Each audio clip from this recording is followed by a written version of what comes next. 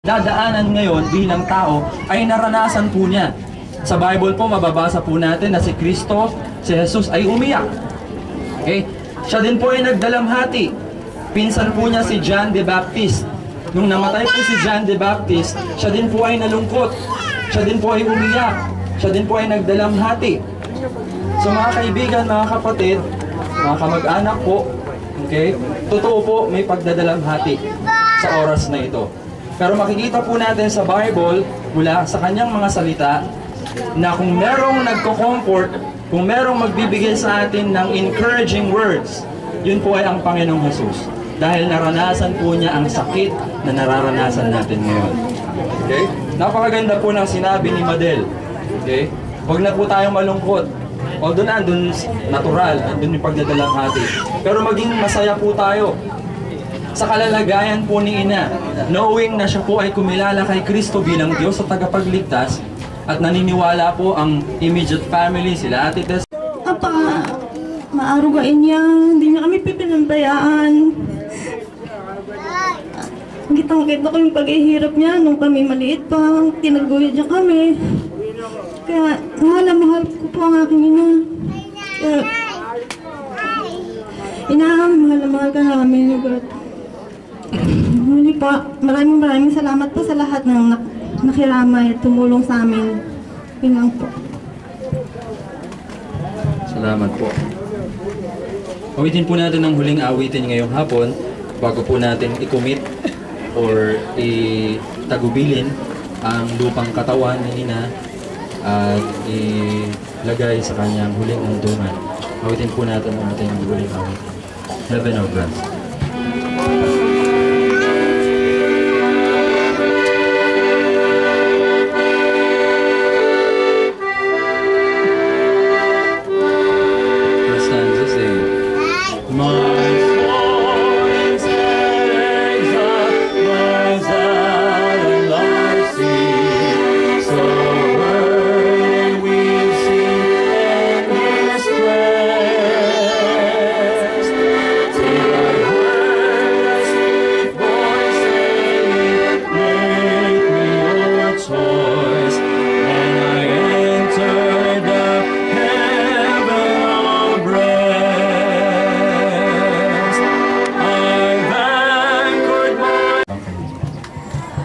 The last few.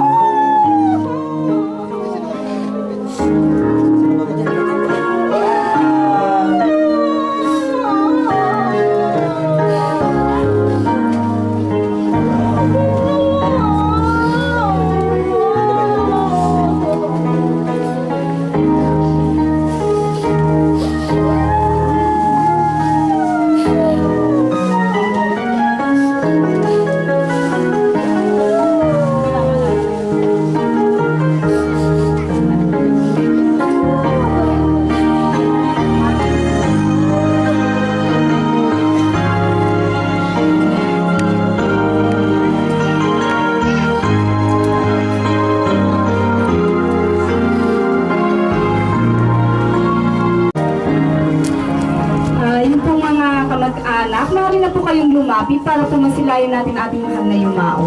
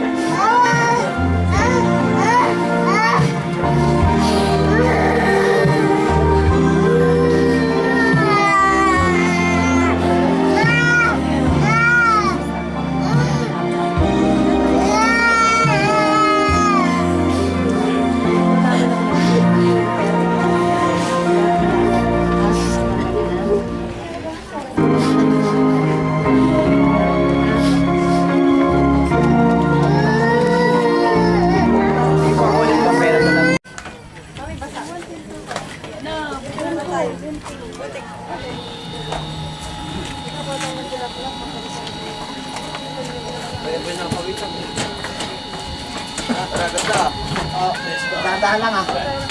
Oh, dito kayo. Dito. Bel. Ayaw ko ba dyan? Oo. Yan. Ayos lang. Kahit konti lang. Okay na dyan. Nalalay, Bel.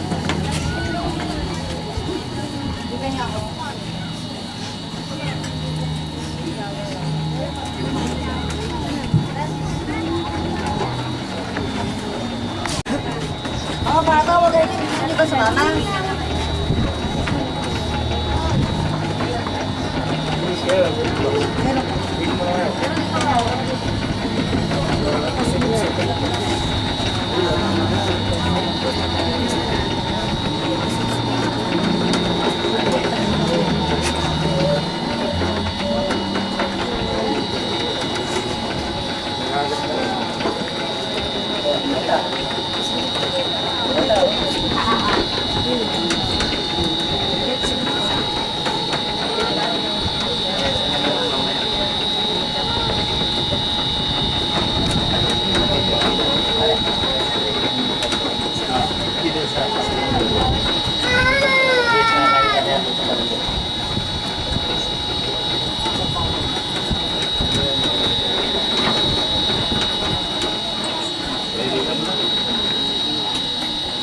Sige po, may bulaklak na din po mag-aakay.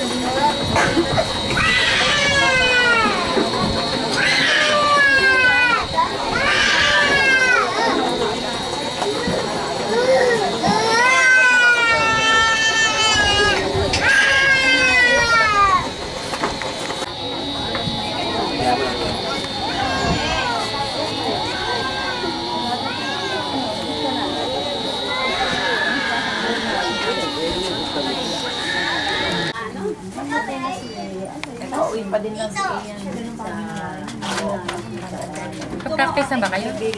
Practice na kayo? Practice kayo?